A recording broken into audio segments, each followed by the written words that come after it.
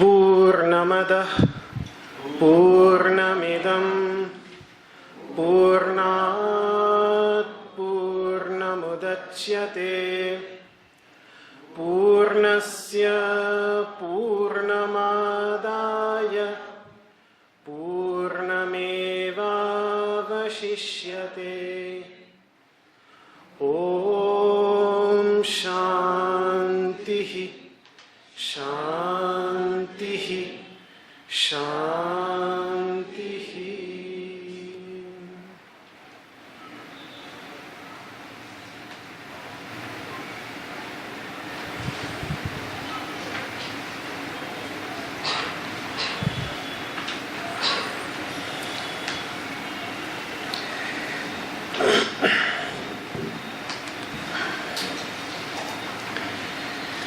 Śvetāśvatara Upanishad from the Krishna Yajurveda. The teachings of sage Shvetashvatara, the one who had clarified, purified his internal and external instruments through the practice of Ashtanga Yoga, the eight-limbed path of yoga. Such a master. Therefore, it's not important whether he was a historical personality or not, and when he lived and when he didn't. What is important is that through his name, he inspires us to find that Śvetāśvatara, that white-horsed soul, the master with the white horse within ourselves. Today, I intend to discuss in a nutshell the crux, the very essence of his teachings, which we will be studying for the rest of the year, and which is found in these 6 chapters of this text known as Śvetāśvatara Upanishad. Just briefly, in a nutshell, to look at his philosophical outlook, his understanding of yoga and the inner mysteries, which I pointed out, as this is the most ancient, extant work available that clearly mentions yogic practices such as asana and prāṇāyāma. There is no other more ancient work, to my knowledge, which discusses these aspects of yoga. But what is the entire context in which he brings this idea of yoga, these teachings of yoga?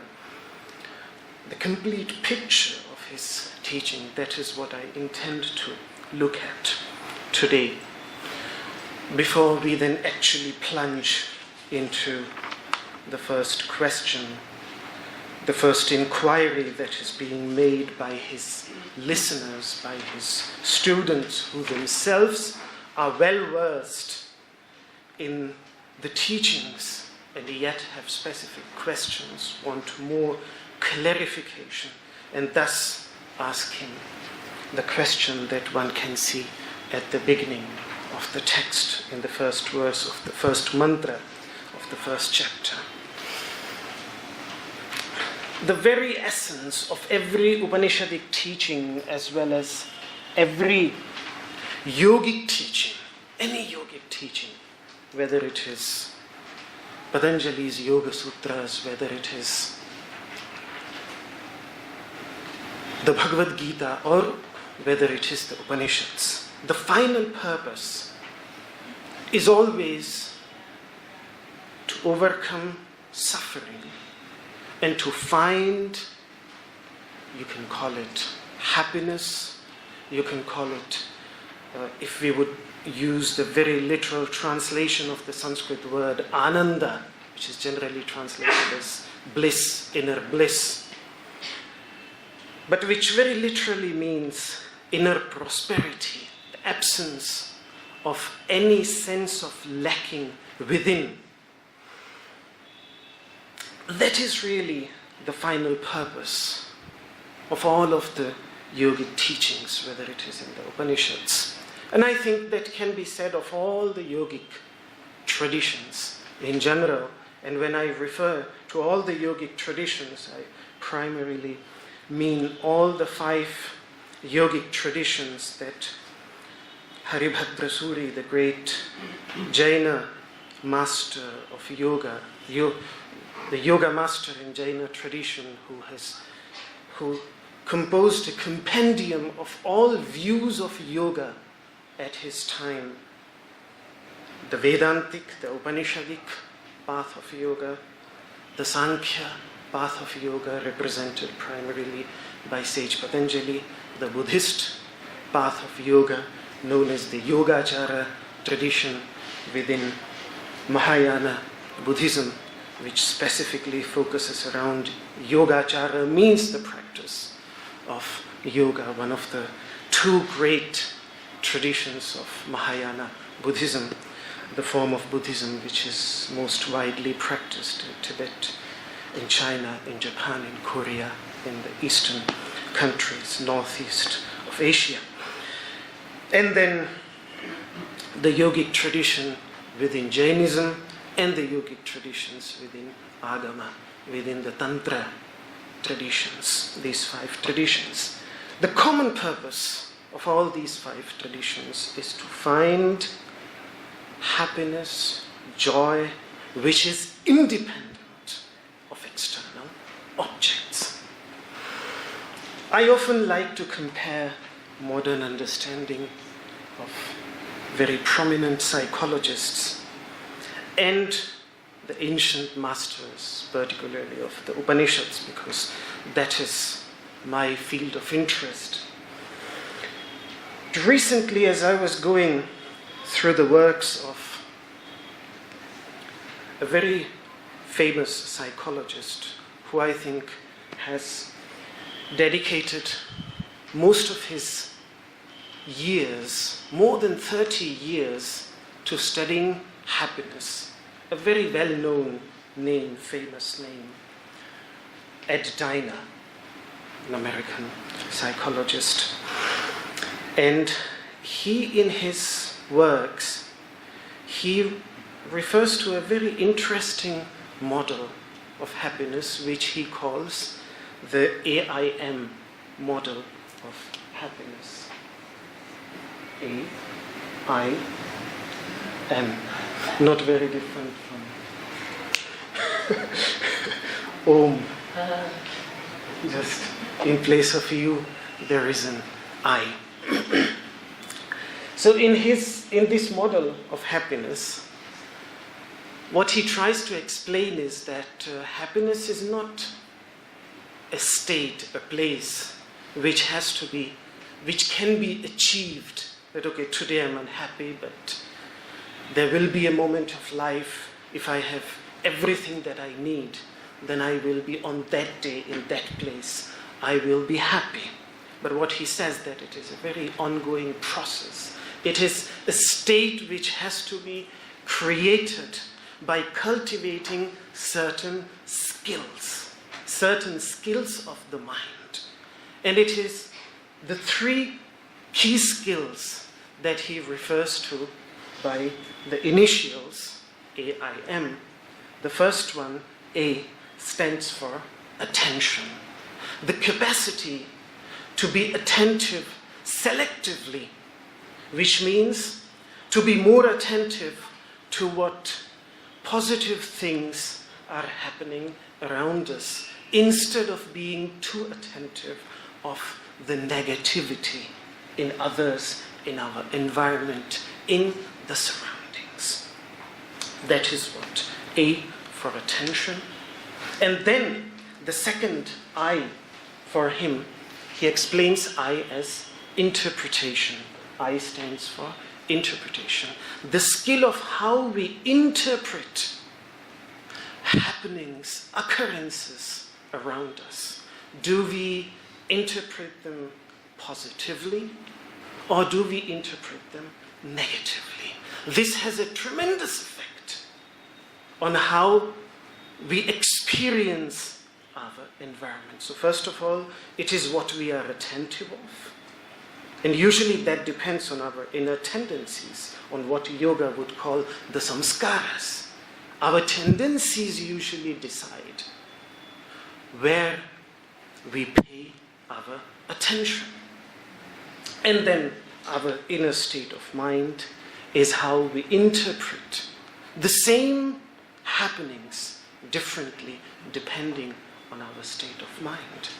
And then the third thing, M, stands for memory.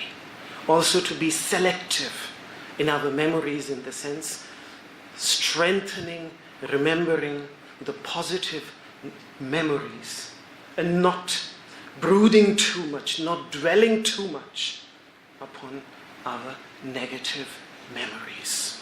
And of course also creating beautiful, positive memories. So this is what he refers to as, and he says that how we attend, how we interpret, and how we remember the world around us, that has as much, or in fact even more, to do with our happiness than what is actually going around us in the world, in the environment. Because this is our inner attitude. And somehow, in the context of finding inner peace, finding inner calmness, loosening the knots within the heart, to use the expression that the Upanishadic masters so often use to open the knots of the heart. One of the great masters of Chandogya Upanishad, one of the most ancient Upanishads, if Shvetashvatara Upanishad is post-Buddha, according to most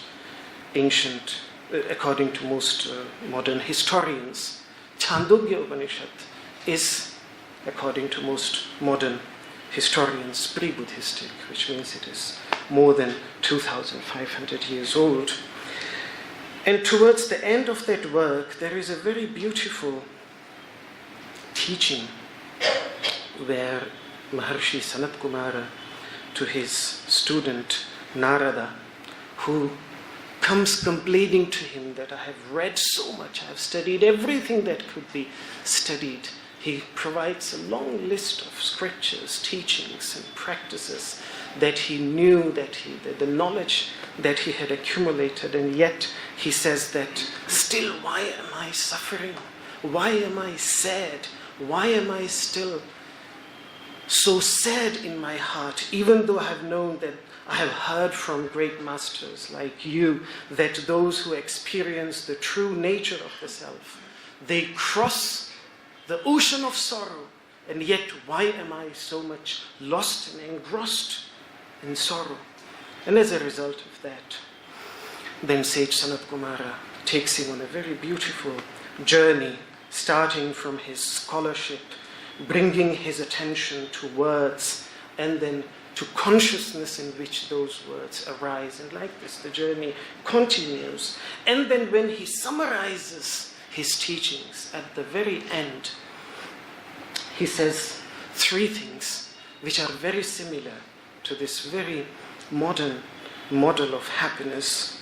What he says, the first thing, Narada, you should cultivate is purification of what you take in.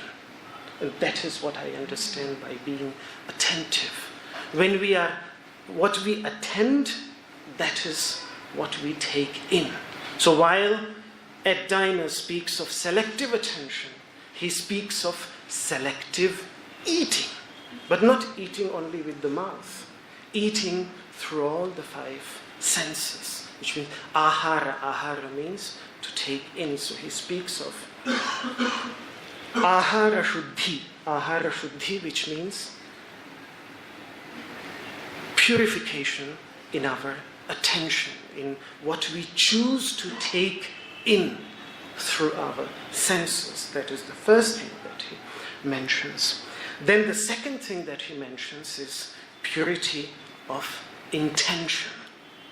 And the amazing thing about purity of intention is that someone who lives in a state of purity of intention, the word that he uses, sattva shuddhi, which is also listed as one of the great internal radiant wells. And wealth in Sanskrit means something that one needs to work hard and should work hard to cultivate. In the 16th chapter of the Bhagavad Gita, purification of intention or purification of one's nature.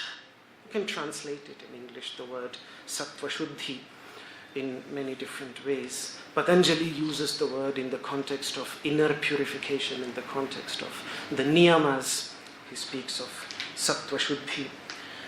Purification of nature or purification of intention. And the beautiful thing is that when someone has a clean nature, clean intentions, such a person has a very natural tendency of ascribing similar clean and pure intentions on others as well. So which means that then we tend to interpret other people's actions more in a light of a positive attitude than in the light of a negative attitude. And this can be beautifully pointed out by a very famous story from the Mahabharata, in which at the time of graduation, Dronacharya, the one that Mataji was mentioning the other day, he was a very interesting teacher. The way he tested his students was amazing. He was very creative and very novel in his approach, the way he tested his students. And so he had these two senior-most princes. On one side is Yudhishthira, the eldest of the Pandava brothers, and on one side is Duryodhana, the eldest of the Kaurava brothers, and on one side the epitome of dharma, of righteousness, of goodness, of everything that is good, and on one side the epitome of evil. And the way he tests, and both of them had the same teacher, but he tests both of them by giving them a task and telling King Yudhishthira, the good prince, to find a bad person in the entire Hastinapura kingdom. Hastinapura is not far, it's just along the Ganga. If you walk around 200-300 kilometers further down the stream, you would reach this ancient historical city of Hastinapura, where the story of Mahabharata unfolded. So they were the future, they were to be the future kings of Hastinapura. But then the fight happened. So the good one was given the task of finding a bad person in the entire kingdom, and the bad prince was given the task of finding at least one good person in the entire kingdom. Both of them tried for months and months together by traveling throughout the kingdom, and both of them completely failed. The good prince completely failed in finding a bad person in the whole kingdom, and the bad prince completely failed in finding a good person in the entire kingdom.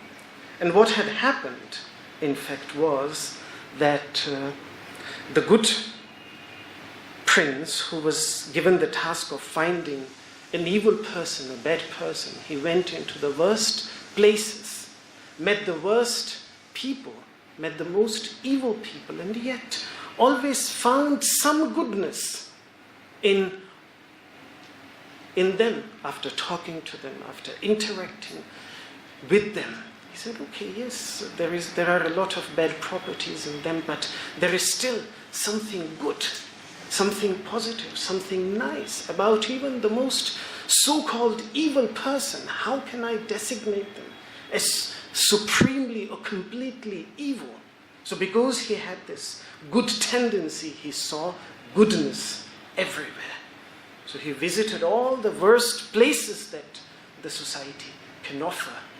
And he met all the worst people that were so-called bad people in the society.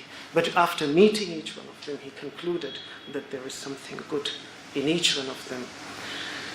On the other hand, Yudhishthira, Duryodhana, who must have certainly traveled to places like Haridwar and Rishikesh in search of finding at least one good person in the ashrams here. And then when he saw all these internal politics, internal fighting, he concluded, no, there is not a single good person. Even in places, Rishikesh and Haridwar is not far from Hastinapur. It must have been most likely very much part of the Hastinapura kingdom back then. So I can't believe that he would not have come, even though the story of Mahabharata doesn't tell that.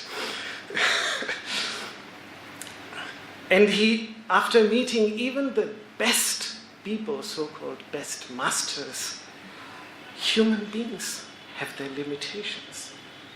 They have some bad characters, some limitations, some negative tendencies.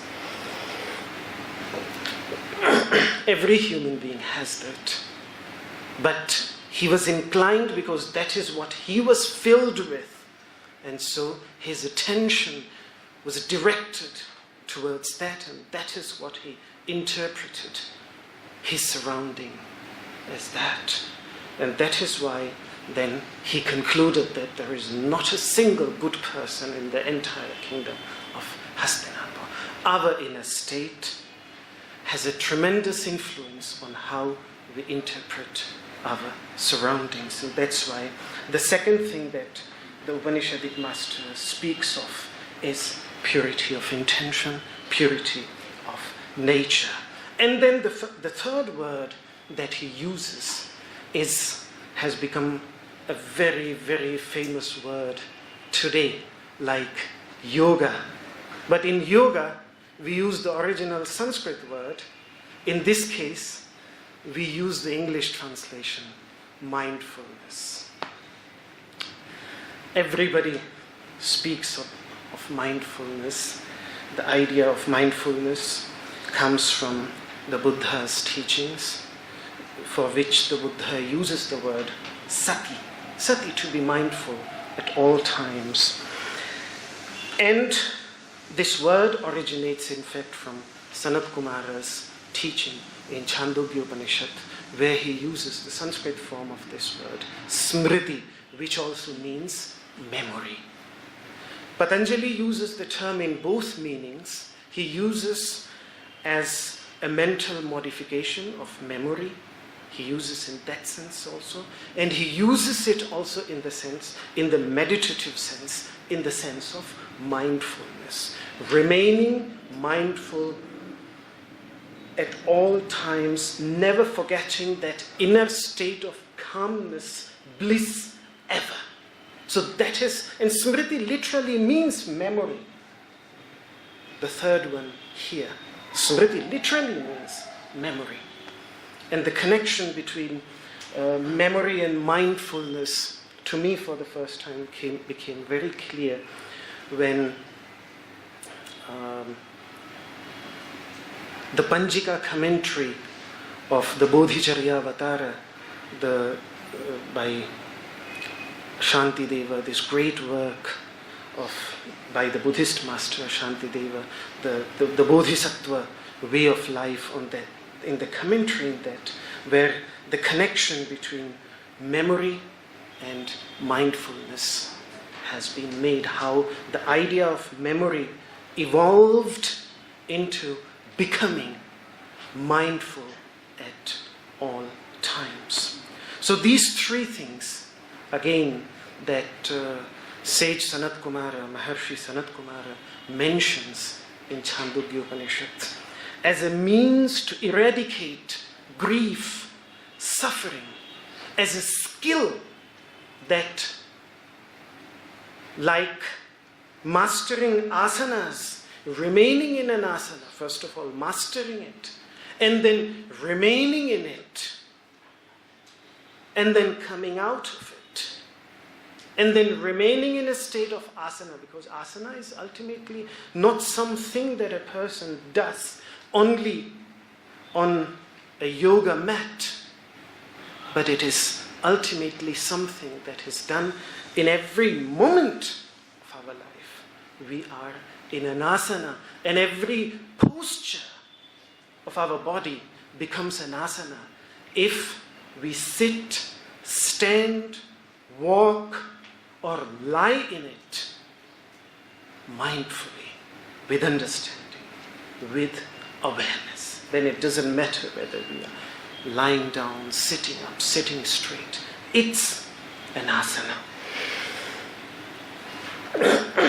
So this mindfulness as a means of eradicating all sorrow and suffering, these three things that the masters mention seemed to me, it was interesting to see the similarity between the approach of this modern psychologist at Daina and this extremely ancient master Sanat Kumara, and what they are trying, the emphasis on cultivating this skill, like we cultivate the skill of being in an asana.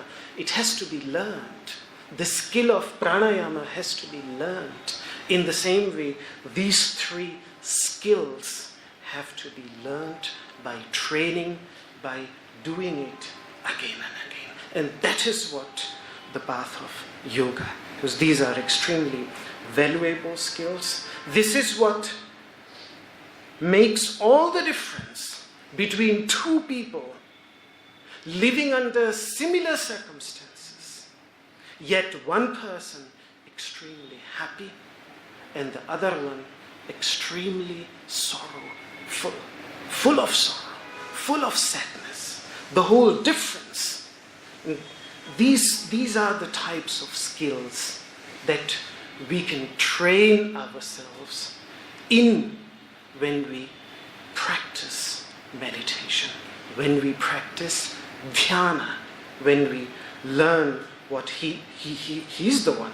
Again, I think Śvetāśvatara is one of the earliest masters, even though in Chandogya Upanishad also the word dhyana occurs. Here again in the very beginning, Te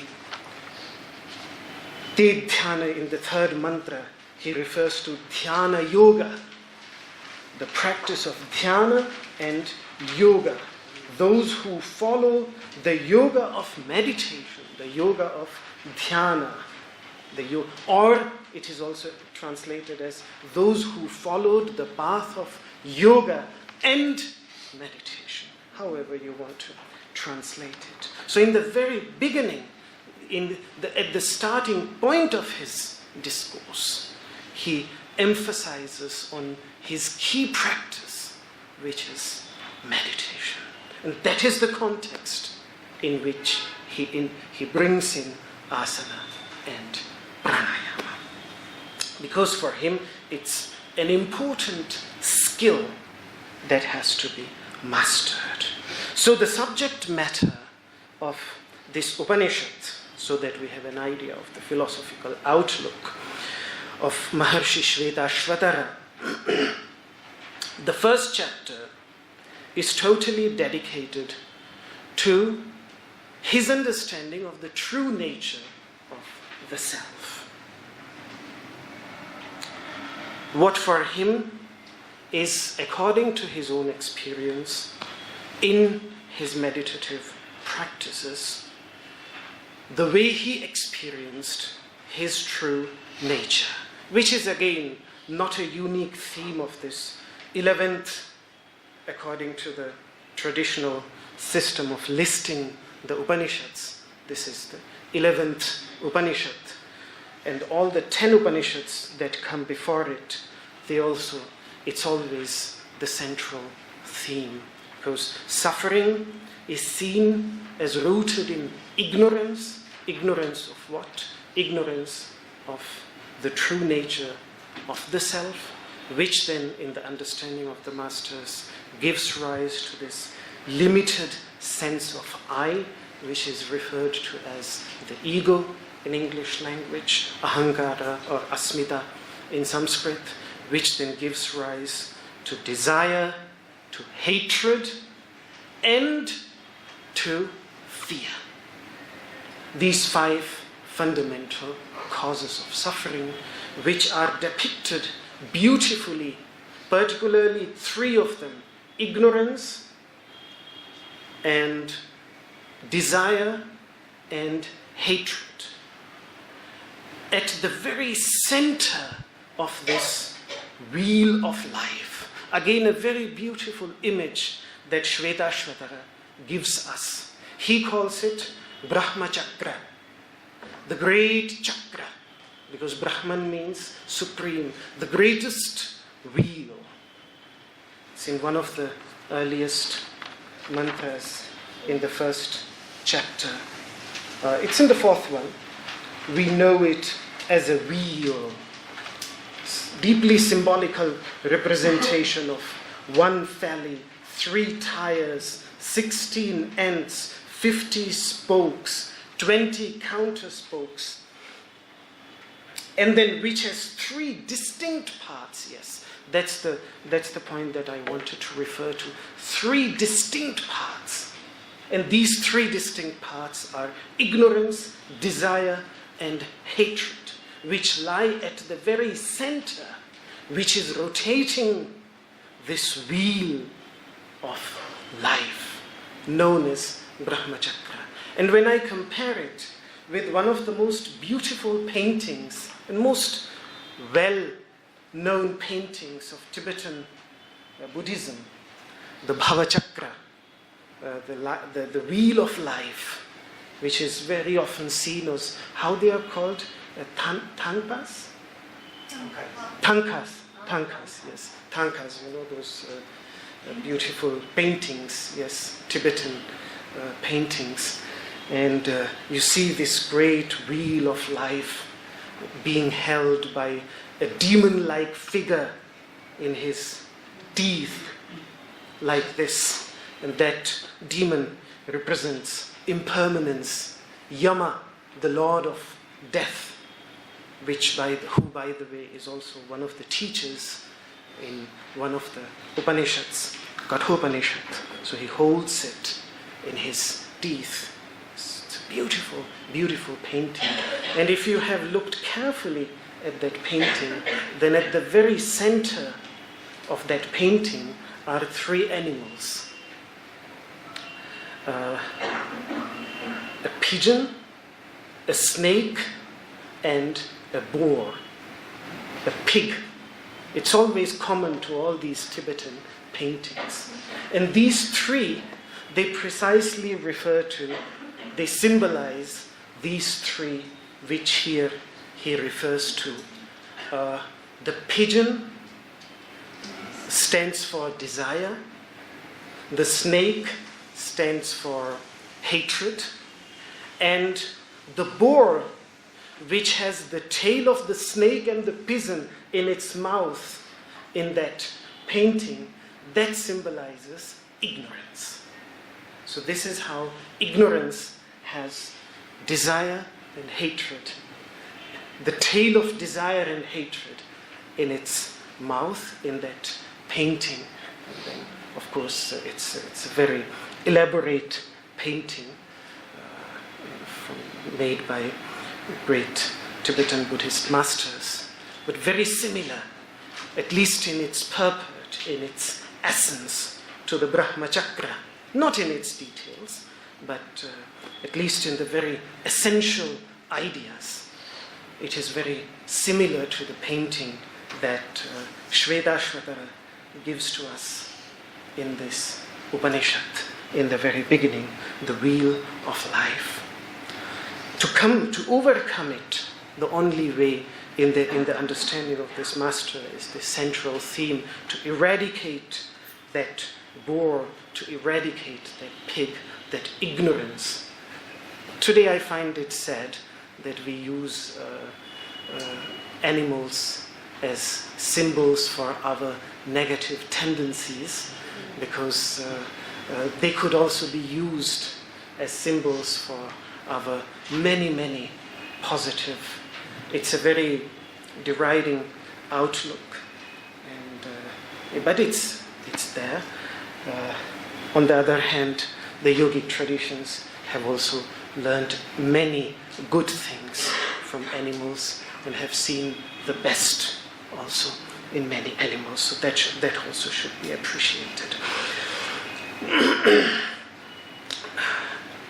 He also points out in his teachings one thing that is very prominently pointed out, that whatever needs to be known is completely present within oneself. Whatever needs to be known to eradicate the fundamental causes of suffering can be found within oneself if just someone would care to look into themselves.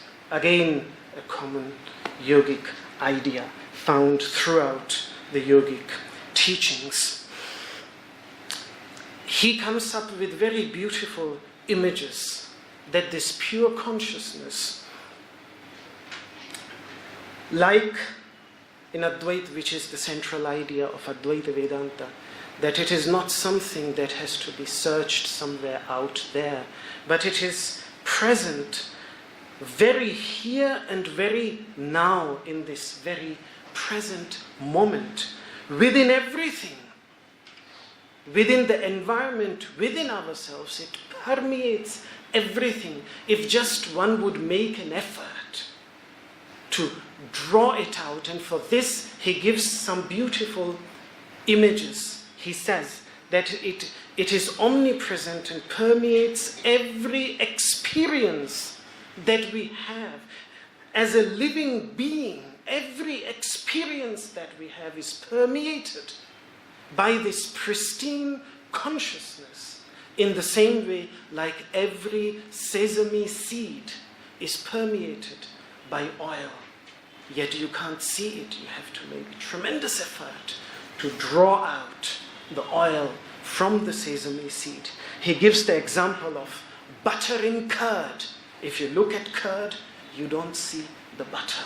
But the butter is present in every bit of that curd. If you just it has to be churned for the butter to come up, to become clearly visible.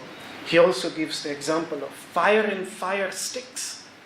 When you churn fire sticks, then that invisible fire, suddenly that's how fire was created. before the matchsticks came. You had to make tremendous effort. He gives many examples. He gives like water in subterranean rivers or in subterranean water sources. You see a dry piece of land in front of you, but when you dig deeper, there is a perennial source of water deep within the ground. In the same way, and it is everywhere, that water is everywhere. If just one would dig deep enough, then water is to be found in most places. In the same way, this consciousness, this pristine consciousness, is not something unique that is out there or that has to be found exclusively somewhere, but it is present and it permeates everything, every single thought that arises in the human mind. But for this, he says that three things are tremendously important. First of all,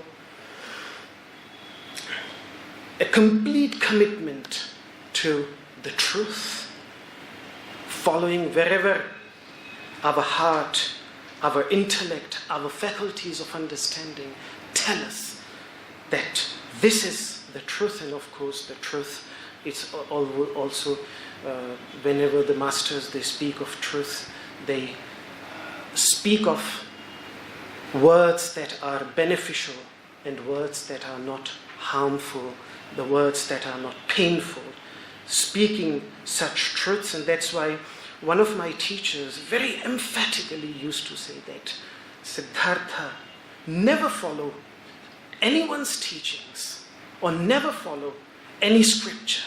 Always follow the truth.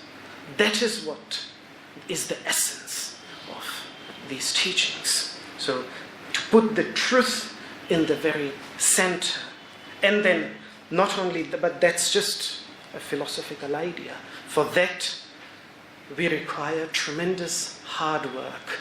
And that is what tapas stands for. The second thing, to bring out that pristine consciousness which is present in every experience, and yet we are not aware of it. For that, first of all, the pursuit of the supreme truth. This should be the supreme goal of human existence, and for that then tapas, tremendous effort. Tremendous effort is required. Tapas means hard work. Tapas means non-violence. Tapas also means focused attention.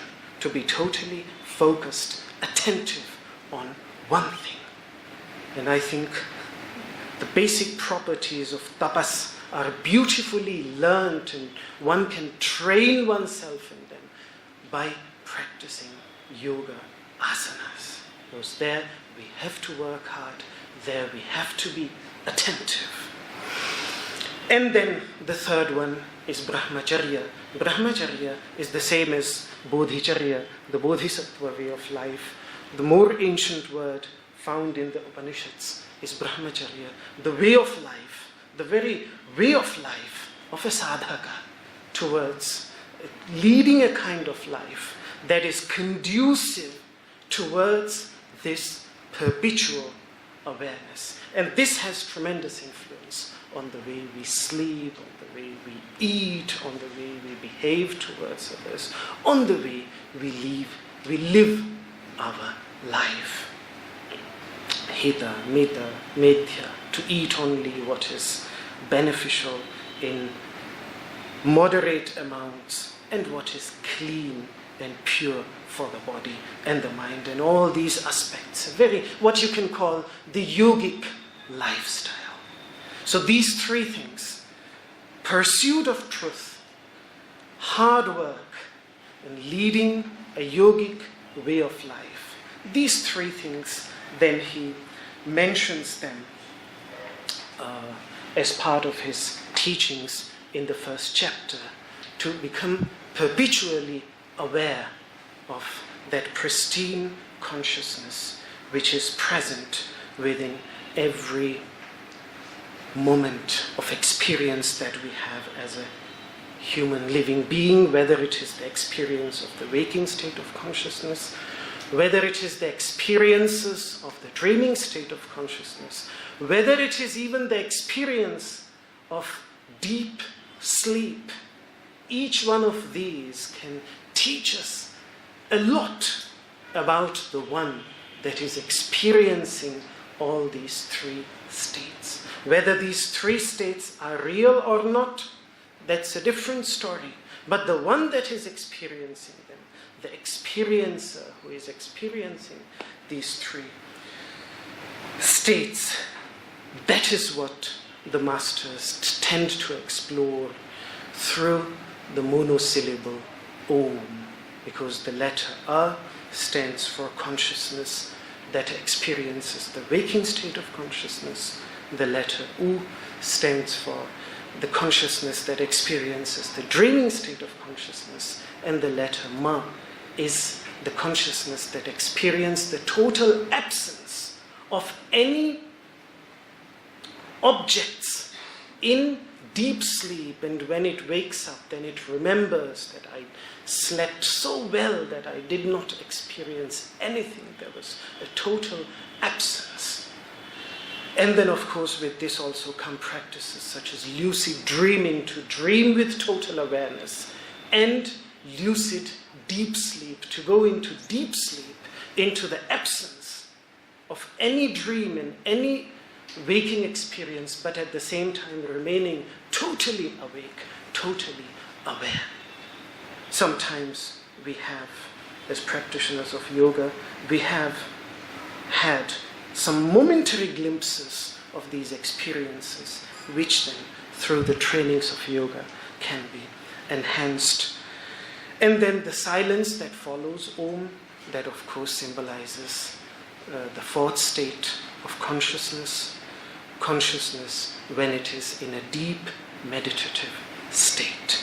So this symbol, monosyllable Om, is by Shvetashvatara compared to the upper fire stick.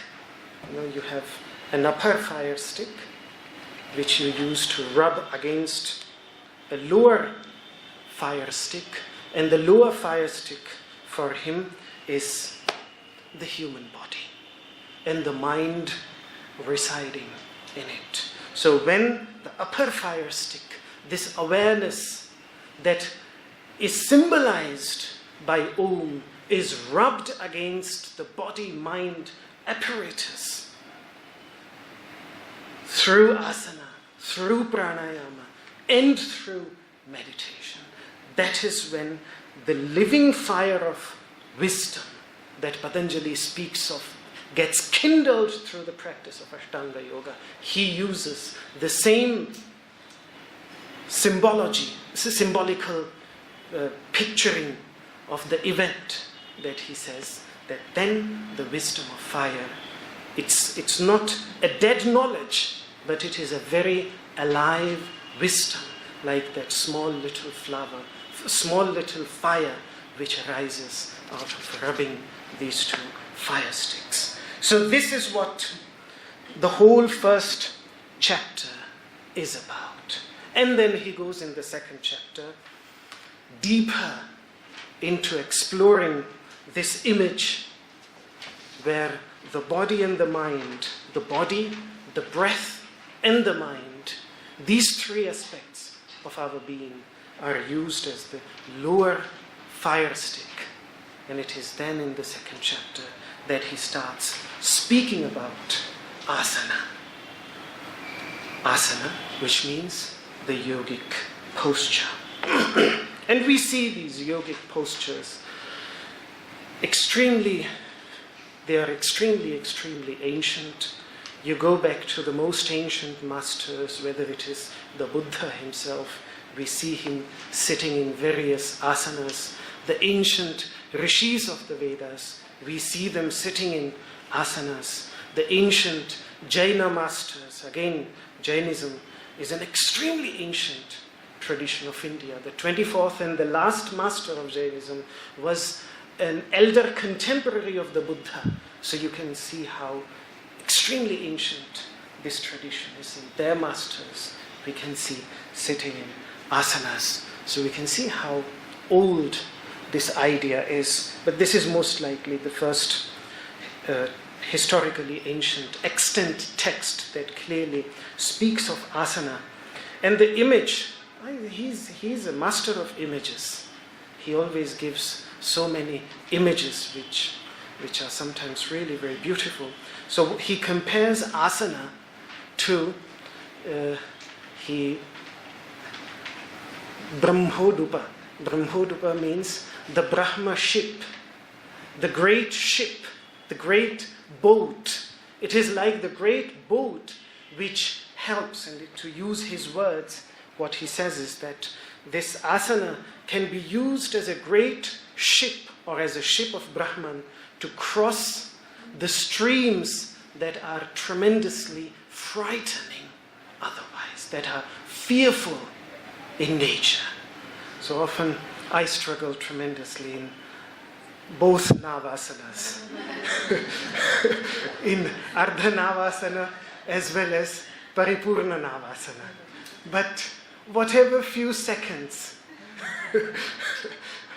with the help of belt,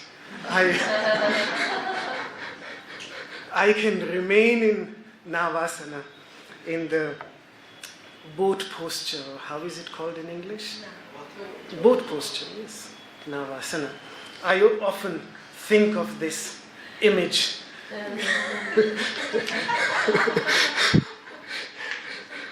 given by sage Shvetashvatara, that it's not only one asana that is like a boat. In fact, every asana is like a boat which can be used to float above the water of suffering. The moment you sit down in an asana, you go into an asana, you become like a boat. You come up above the surface of the water. And straight after talking about asana, he then also speaks about prāṇāyāma in the second chapter, where he gives his favorite image, the horses, or taming the horses of the chariot. That with the help of prāṇāyāma, when a person represses the breathing and balances, he does not really say to repress it totally, but balances the movement of breathing in, breathing out, and retention. Then what he says, that as the breath diminishes, which means calms down, and a yogin starts to breathe very calmly, in a way that is no more visible, the breath becomes so prolonged and so subtle that it seems as if he or she are not breathing anymore. That is when the horses, when the untamed horses get tamed. He's the one with the white tamed horse.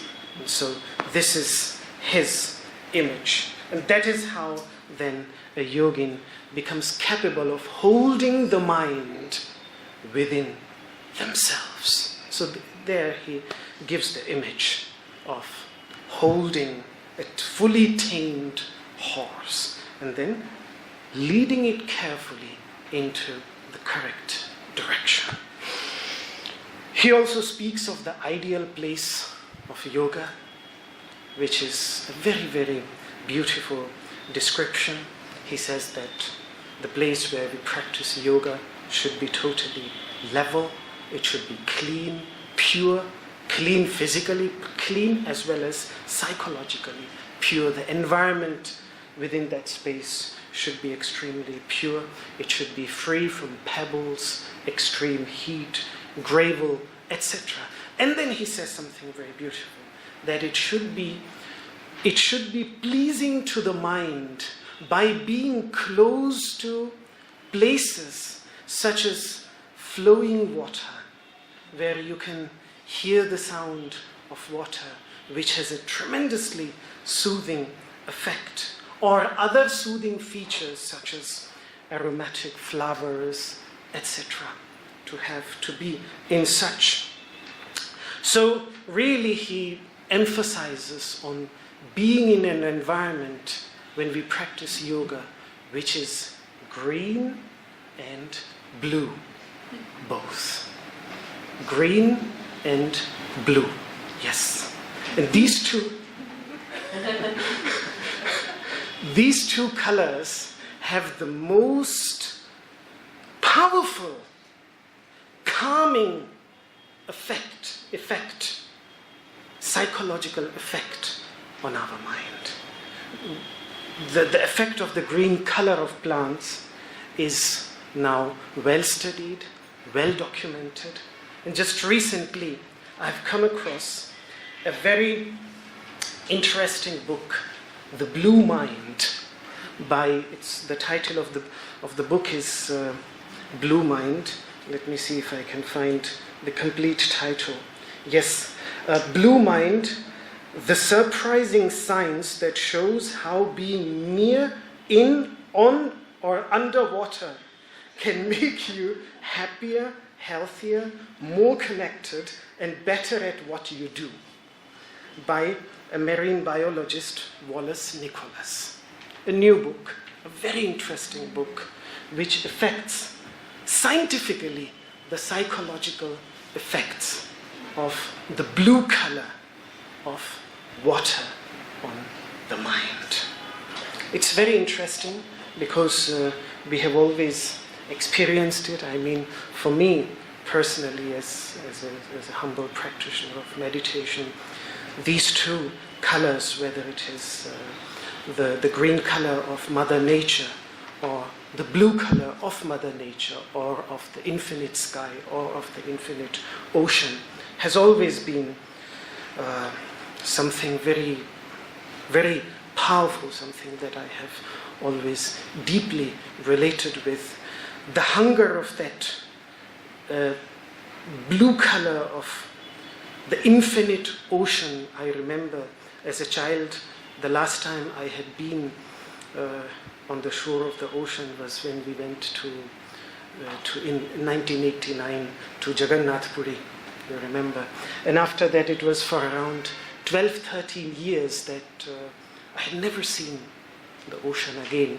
And then in the year 2000, when we did this on-foot journey, I and my father did the on-foot journey from Dwaraka to Somnath, which is on the western coast of India, on the Arabian Ocean. I remember that when in the morning we walked out of Dwaraka, we were walking on the main road, the ocean was not visible, and I really had this tremendous desire of seeing the ocean, which I had, just the infinite ocean, seeing it very strong. The very strong desire was there. And I remember that after we walked, as we used to usually walk out of the city around 3 or 4 in the morning, which is when the city is very peaceful, everybody's sleeping and you can just get out of it as fast as possible. My father used to do that. And then we reached a place around 10 or 11. There was a small hillock, and on top of that hill there was a very ancient temple of the Divine Mother, and there was a path going up to this. And of course we were walking on the road, so we had no intention of going on top of that mountain. But I just had a feeling that if I would go half the way towards the top of that mountain, I would be able to see the ocean from up there, which I really wanted to see. And that is what I remember, one of the most powerful memories and one of the most beautiful memories that I have from my life. It's very simple, but it was just climbing up the hillock half the way and then seeing the infinite expanse of ocean in front of you, being enlightened by the sun at 10 or 11, glittering like gold. really an overwhelming experience. And that is how I have always felt, whether it was on the Sunshine Coast in Australia, where we spent 6 months. My father, the first thing he wanted to do, the moment he got out of the plane on Sunday, it was a Sunday morning, the hosts who had come to pick us up, my father has said, the first thing I want to touch, I had been willing to touch all my life, the Pacific Ocean.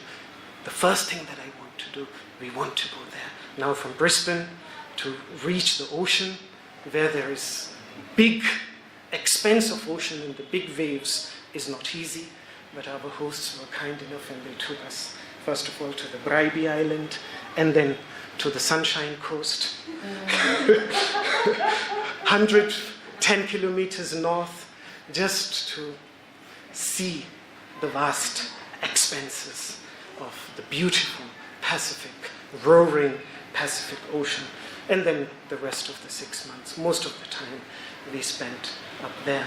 My father's name is Surya Prakash, and Surya Prakash is translated as sunshine.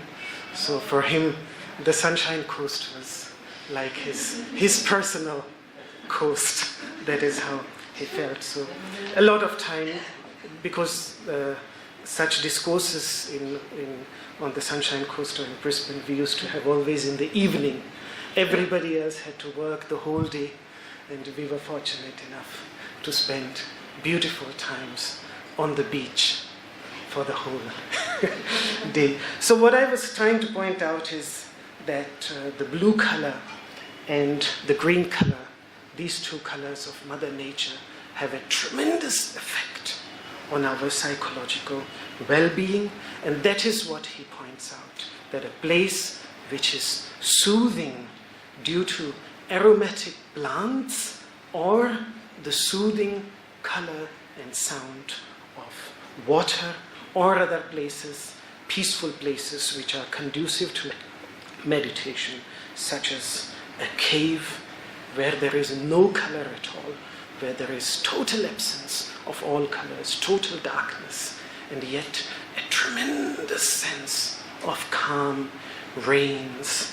If you go to places like Vasishtha Gufa, even though now so many tourists visit it, but if you can catch a place like Vasishtha Gufa, which is just 25 kilometers further north here, in a moment when there is no one there, no one praying, no one ringing their bells, then the tremendous energy of the Mother Earth, of being seated in the womb of Mother Earth, and its effect on the mind can really be felt firsthand. My exposure to this came to that journey along the coast of the Arabian Sea. During the Islamic era, when temples were not allowed to construct and most of the temples were totally destroyed, some beautiful underground temples were constructed. So what you see from above is just a well and a few staircases going into the well, and on one side as you reach down, deep down to the water with staircases, you will just see maybe this big an entrance. You crawl into that entrance. There are such temples. I was in such a temple there on my journey near Somnath. And if you crawl in there, then there are huge chambers filled with beautiful statues of ancient statues of different deities. The one that I entered was a temple of the 9 mothers, the Navamatrikas, the 9 mothers. And it was the heaviness and the heavy silence. I can only express that silence as tremendously heavy. A heavy kind of silence which really which felt overwhelming. And the hours that we spent down there, I and my father, our host was kind enough to allow us to sit down there in total absence of any sound except our own blood, our own physical sounds. It's an amazing experience. So these are the types of places, and mountains, of course. That's why the Himalayas, the confluences of river, places like the Himalayas, Himalayan regions like Tibet, which are naturally, and all these Himalayan regions and high reach mountains, which are naturally conducive, where you just can't do anything else than meditation. If you have a tiny little tendency, propensity towards meditate, it becomes the easiest just to fall into meditation in such places. So he mentions such places. I will conclude today, the time is over, by stating that Śvetāśvatara is also most, to my knowledge again, and based on all the Sanskrit texts that have survived the test of time, he's also the first master of yoga who clearly saw the relationship between health and the practice of yoga. So he very clearly, towards concluding the second chapter on yoga, on the practice of yoga, he says, Natasya rogaha. Someone who practices yoga, he does not suffer illnesses, diseases, physical and psychological illnesses. He says, Laghutva, the body becomes light, physically light as well as psychologically light. Arogya, which means good health, and aloluktva, steadiness, absence of shaking within the body. This comes as a result. So there he twice, not once, but twice, connects yoga with health. So again we can see how ancient, sometimes many modern writers say that the connection of yoga and health is a modern phenomenon. But this text is really a proof that already at least 2,300 years ago, this connection was made. Then comes the third chapter. I will summarize the third chapter in my next session, which will be held on Tuesday, not on Saturday, because on Saturday there will be no classes. The course finishes, but we will continue with this on Tuesday. And those who don't remain here and yet would still like to continue, they are most welcome to do so through YouTube. The very reason of this camera here is that it is here, is that all our friends who cannot be physically here, but who enjoy delving deep into these beautiful ancient teachings, they can be connected with us. Modern times. Okay, if you still have any quick questions, you can ask me, but let us finish so that everybody is free to leave. But if you have any questions, I am here. You can come up and simply ask me.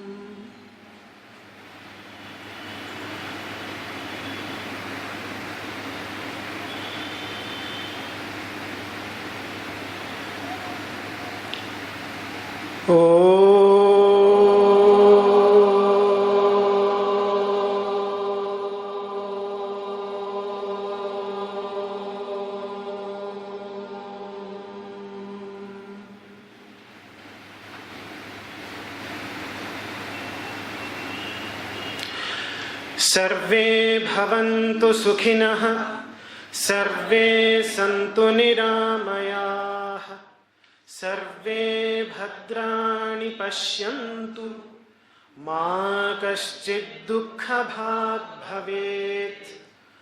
Om Shantihi, Shantihi, Shantihi.